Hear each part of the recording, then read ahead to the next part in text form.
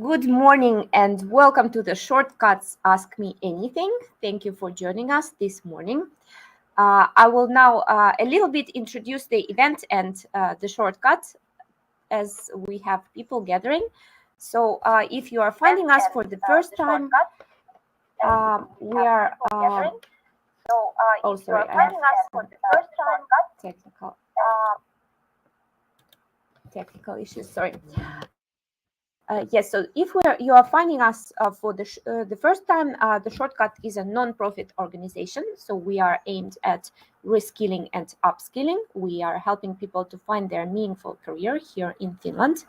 And we work mainly in English language for the highly educated immigrants here in Helsinki area. And also online for the rest of Finland.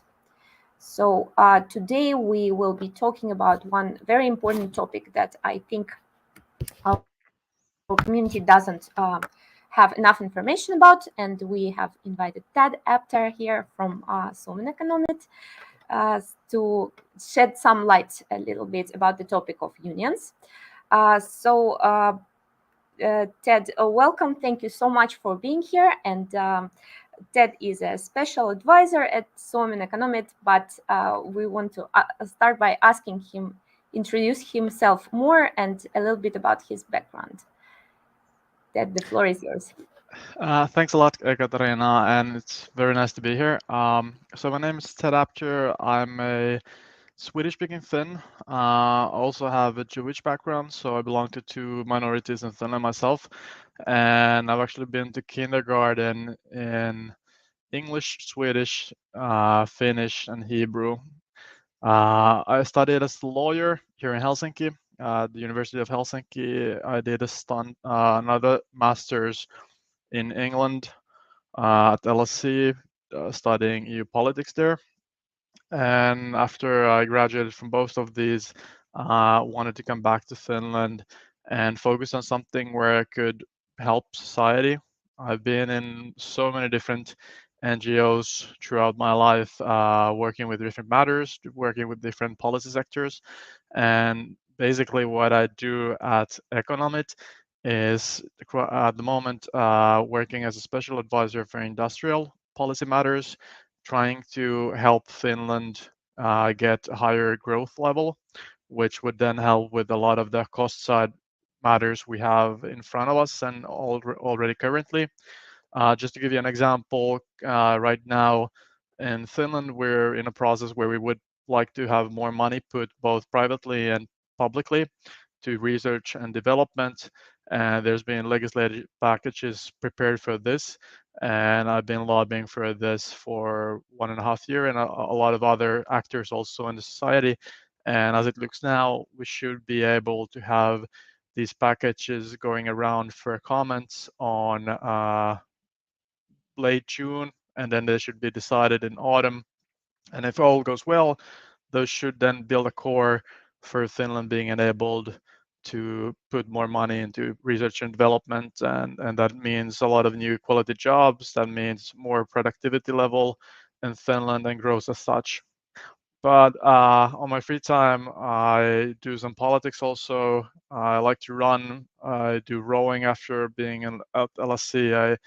I did men's rowing in an 8 boat for a year. I got kind of stuck with it, and there's not too many people here in Finland doing it. So, but it's also really like relaxing and a fun bunch of people doing it here in Helsinki. So it's been a pleasure. Yes, very interesting to know more about you, Ted, and I encourage the audience also to share in the comments where they are joining from and what's their background, and also some questions for Ted that I will be later taking up here in the channel. Starting off of the topic about unions, I know that in our community, many people don't even know that there's an option as a foreigner to join a union, or they know it, but they haven't understood that this is something that is important for them. So Ted, if we summarize what would be the benefits of joining a union, and especially as an international here in Finland?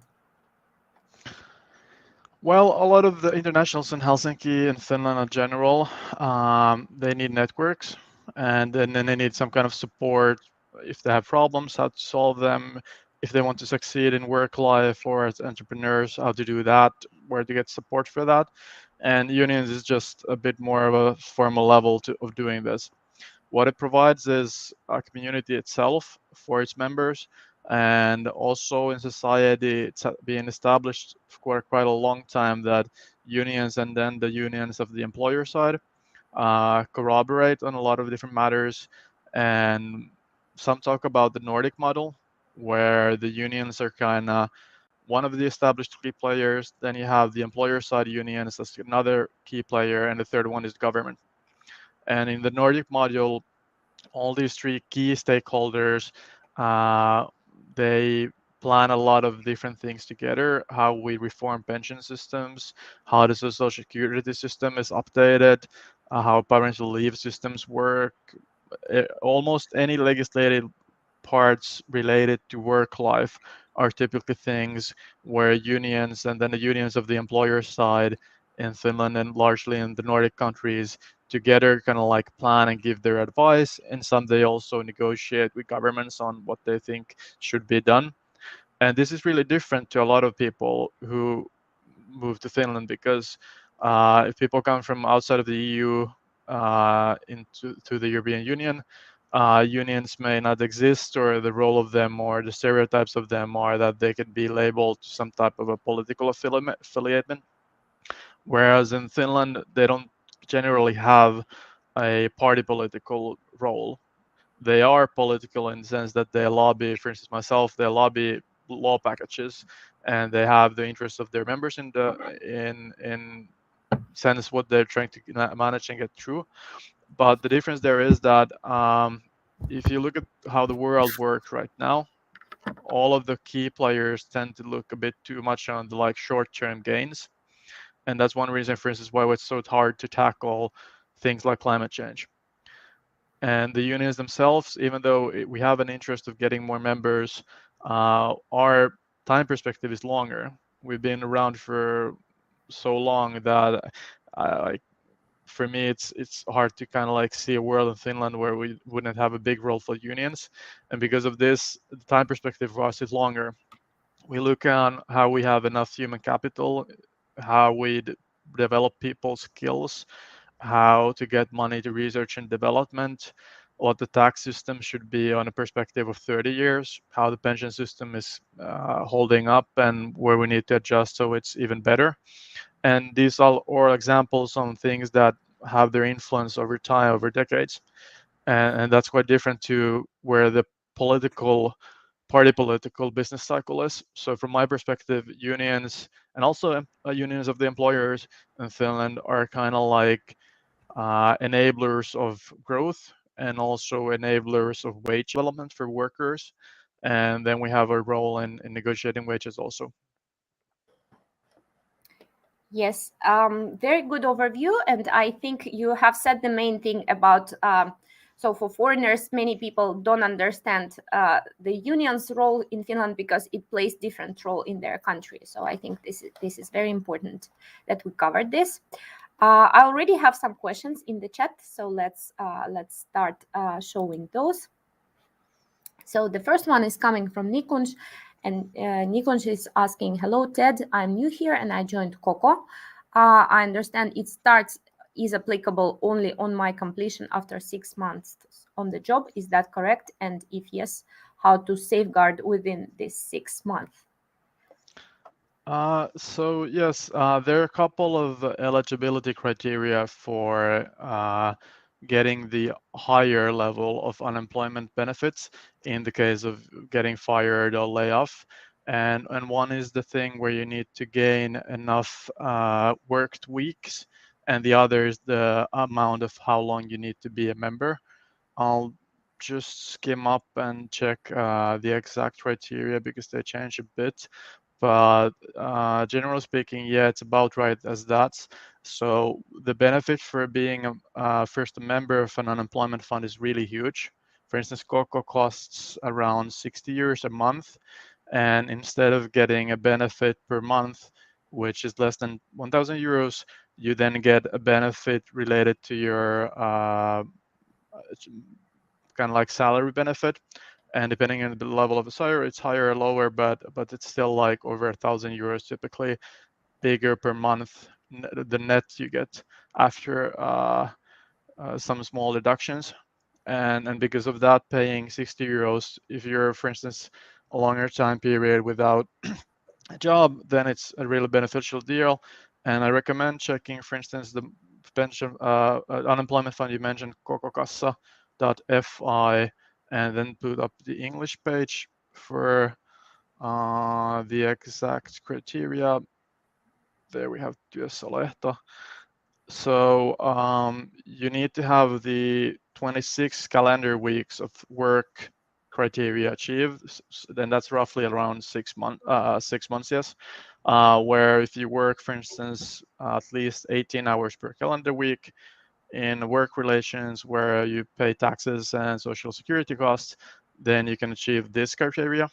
And then you also need to be a member of a unemployment fund, and that's for, if I remember correctly, 6 months, but I recommend checking on the web page of kokokassa.fi. I can put the web page to the comment check section, or if I can here. The basic idea is that we want people to be members and fund also the unemployment fund for a time before, and not only join when they see, okay, I might lose my job now, and that's why there's a threshold for a certain amount of time. So then the safeguarding part is kind of like, that's something that's on your own responsibility to some extent. And that's why joining an unemployment fund is something that should be done preferably as soon as possible when you can do that.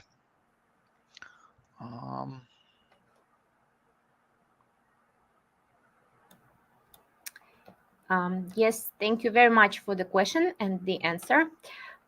Next up, we have a question from Amrita, and she's asking, hi, I'm a student at Hanken School of Economics. All students are a part of the union. However, I had a problem booking an appointment, but I couldn't find the right place to inform the union about the difficulty in booking an appointment. Where can I find it? So presuming, thanks for the question. Presuming you're talking about appointments to Suomen Ekonomit then. And if that's the case, then there's been occasionally some small problems with looking up on how to get appointments, for instance, related to career services. And I'd recommend just calling up our member services.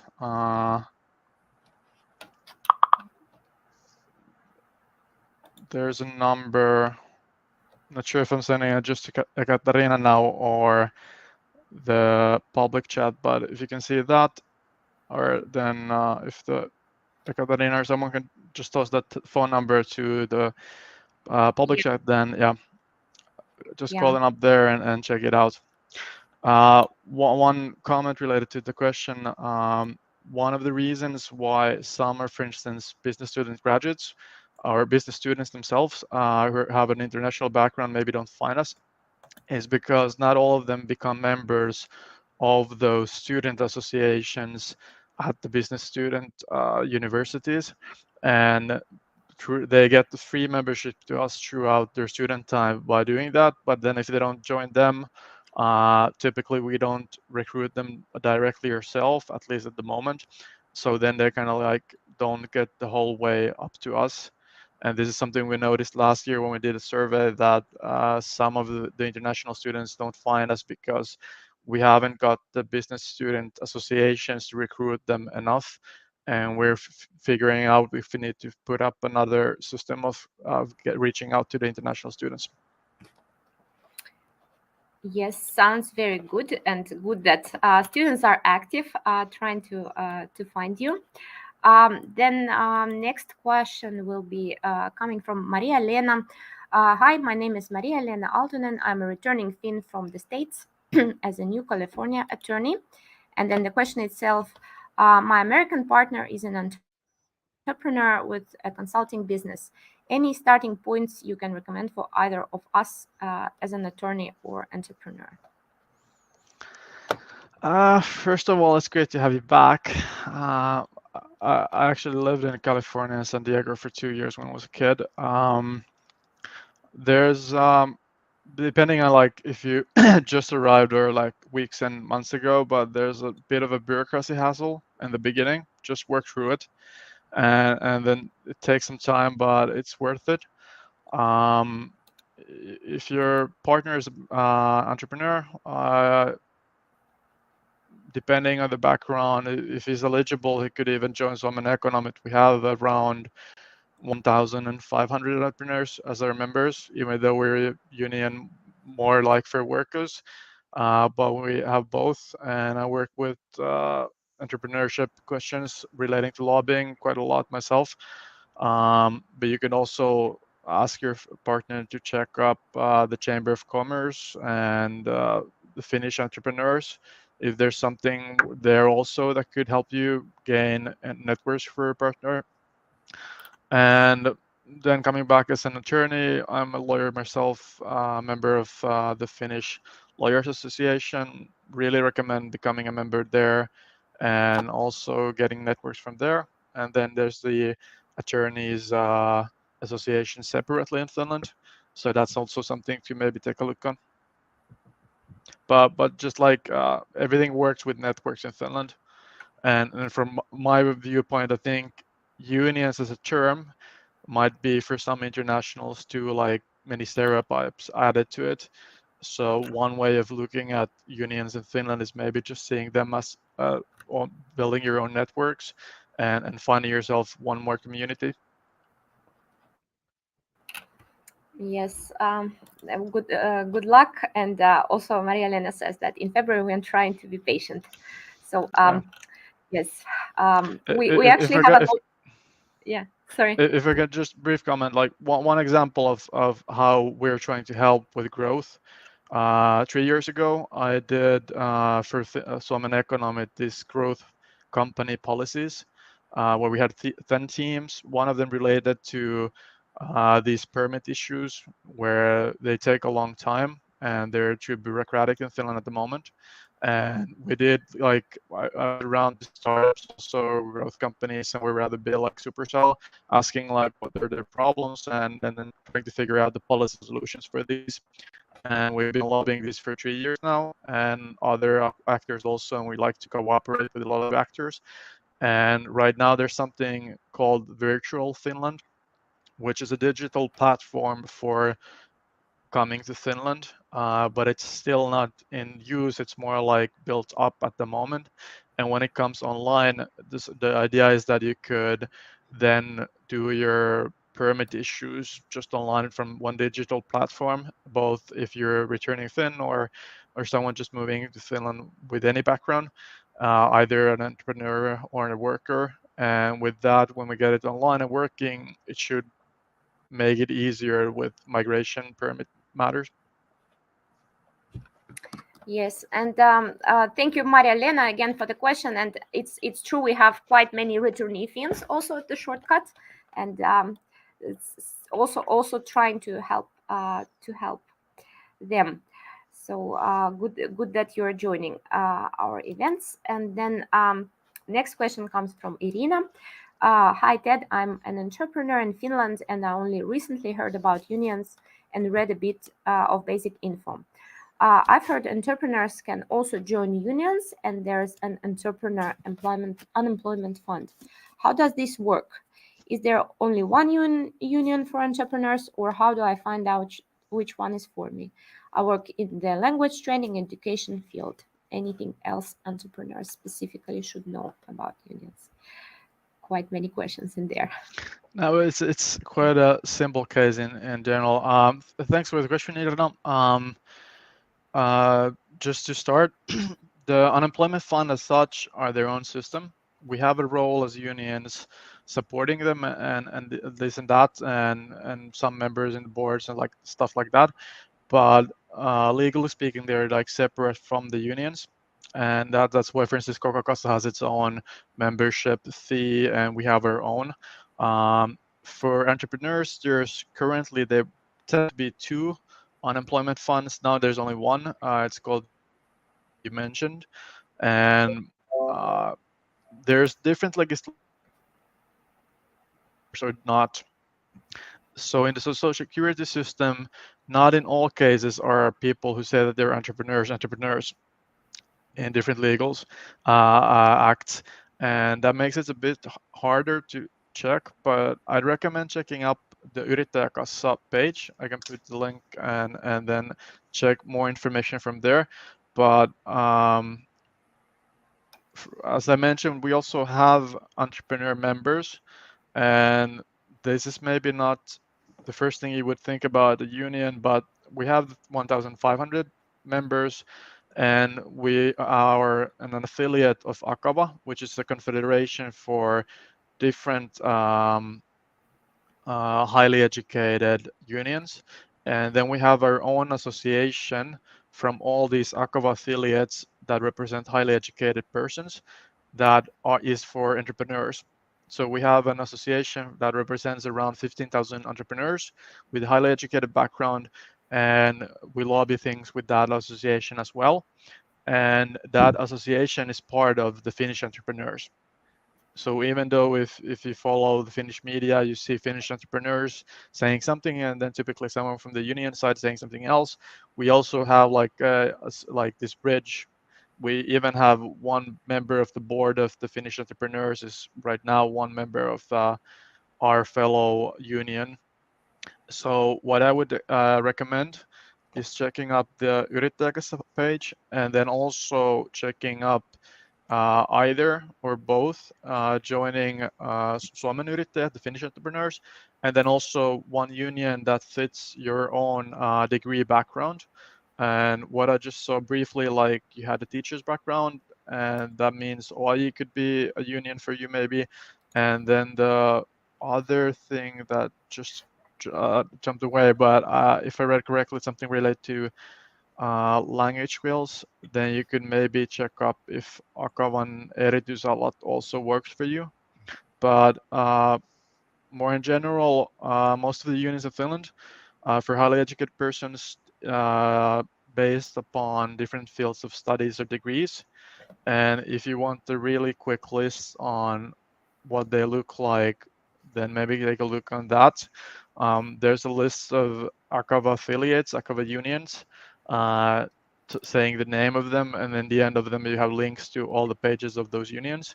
And you can just check one union that fits your degree background and check them more information about them. And typically there's at least some information in English also available there. We're not the best as unions yet to provide everything we have in Finnish and maybe Swedish and English, but typically Finns tend to know English rather well. And for instance, Ekonomit has a lot of the services where at least some in the teams, for instance, the legal team or career services provides the same in English, even though we don't market it that much on our page.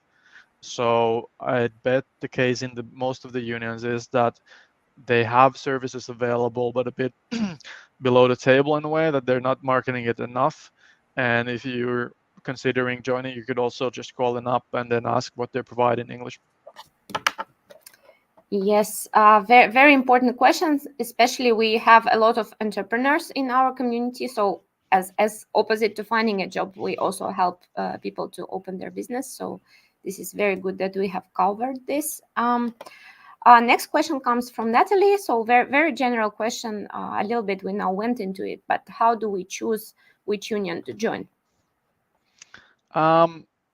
Most of the unions for the Akava side, there's around 36, I think, at the moment, are based upon degrees. And for instance, the one I represent and work for is one for business school graduates. And we've opened it up a bit, but it's also like when we've been around for so long, then we have our like colleague unions with their own degrees and stuff. And then if we open it up a lot, then we should maybe consider fusioning with other unions to make it easier, because then if we're just competing of the same potential members, it doesn't really work.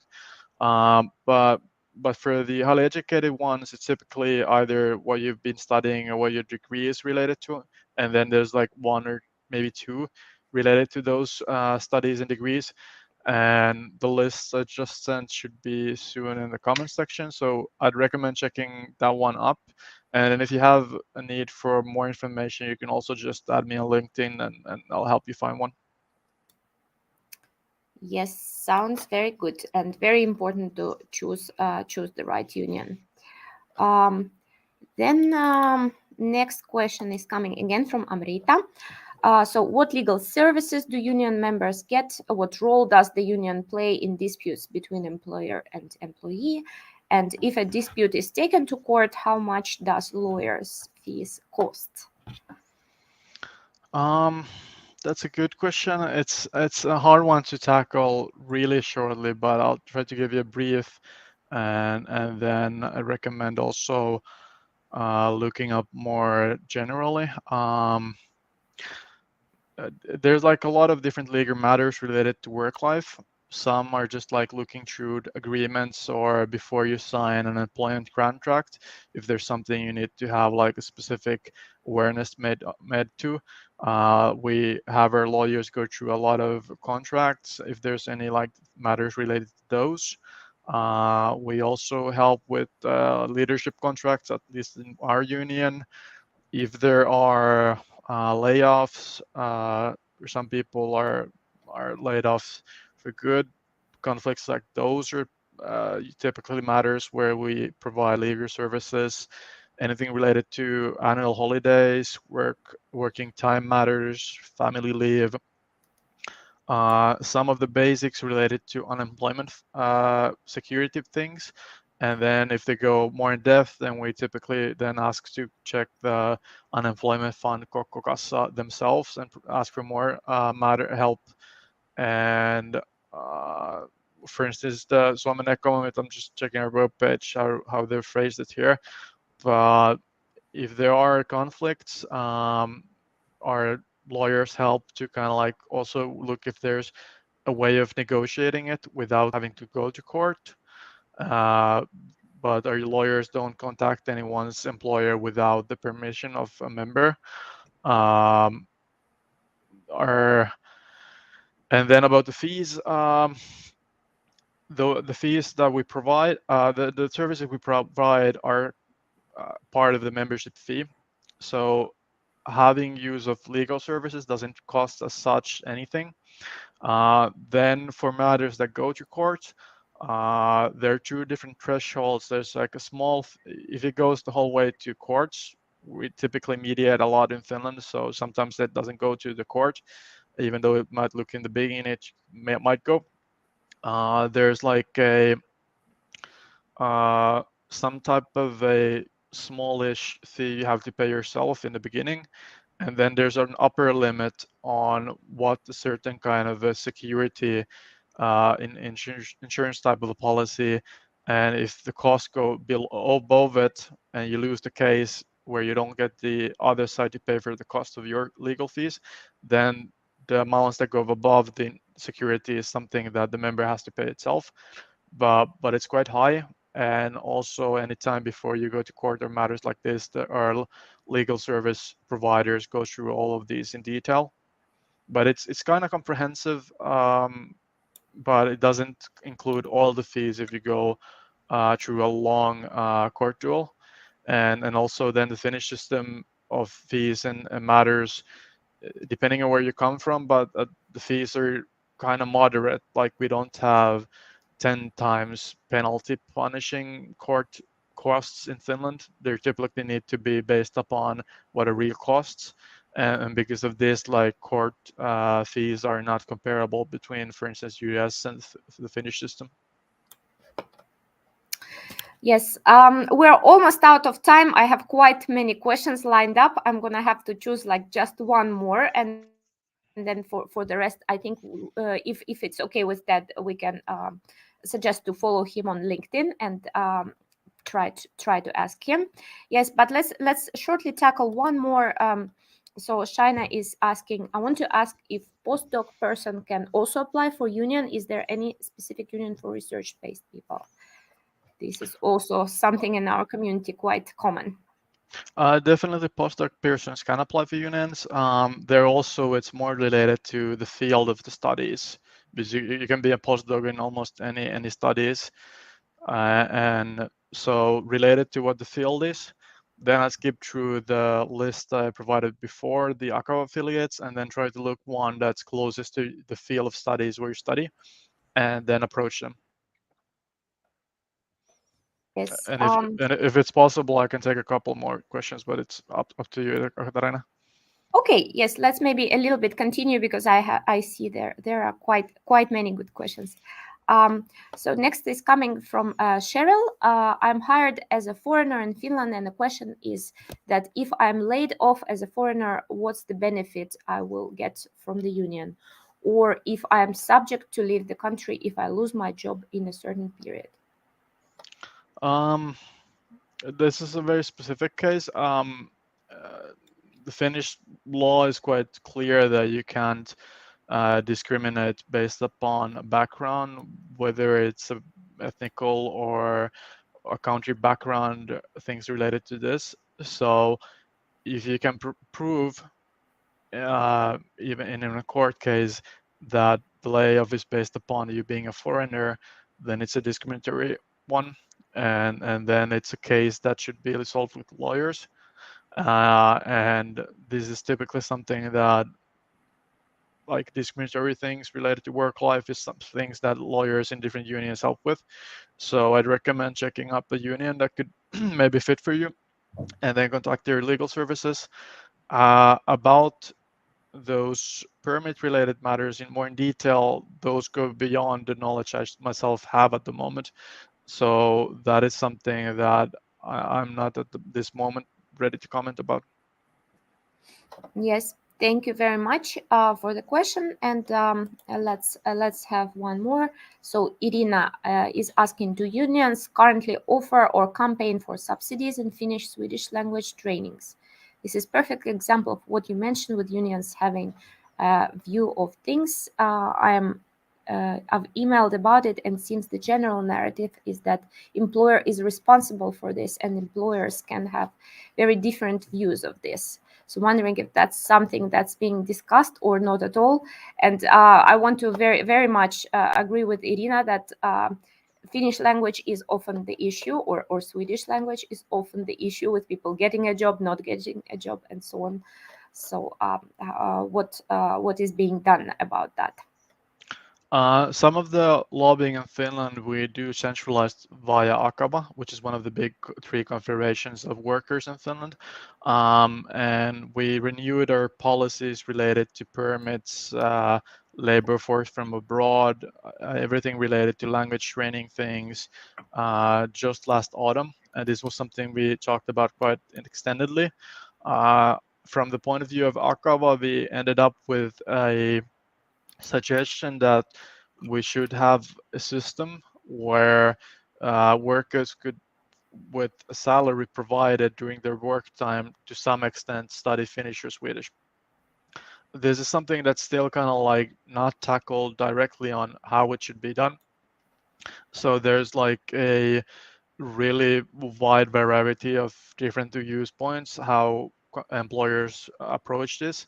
But then also, like, we did was part of it also, like 1.5 years ago. The Ministry for Education and Culture, and then the Ministry for Employment Services and Employment in Finland, had this more broad approach to how we look upon internationals, and it ended up with us putting numerical measures on how many international students, for instance, more than before we want to take to Finland, and how many more internationals to work to Finland than before. And the idea was that when we get national goals for this, which were accepted in spring last year, then after that it would be easier to kind of like go through all the different matters related to internationals being more easily part of the Finnish labor market, and also treated equally with everyone else. And then the language studies is kind of like, from my point of view, one of the threads that goes beneath this. And it's something that's going to be like taking some time to get it through, but we're working on it. And then there's different viewpoints of this, as of almost any question. Yes, thank you very much for shedding light on this. Okay, we're a bit over time. I will take one last question now. So from Ava, Ava is asking, is there any difference between UTK and KOKO? Yes, there is quite a big one. It's a philosophical also. KOKO is related to unions. UTK is not. The easy answer is KOKO is also cheaper. So if you go in and check what they cost per year, then you get the same security for a cheaper amount of money. So that's also why I would really recommend KOKO. Yes. Thank you everyone for joining today. I think we had 2 or 3 questions still uncovered, but I will be sending like some follow-up email to everyone who registered, and I will mention Ted's profile and Suomen Ekonomit page there, but also if Ted permits, I will share his profile also here, so people can maybe say that they are coming from this event and they still had a question unanswered and ask. Would that be okay? That's definitely okay. Yes, sounds good. So thank you so much, Ted, for joining. I think we have like maybe just tackled the tip of the iceberg on this question. Clearly, there's a demand for more understanding in this, and this video is recorded and will be available on our pages. So for those who missed it or want to rewatch, it will be there up for quite some time. Thank you, Ted, and wishing everyone a nice day. Hoping to see you in our future events. Thank you so much. Thanks a lot. Take care. Thank you.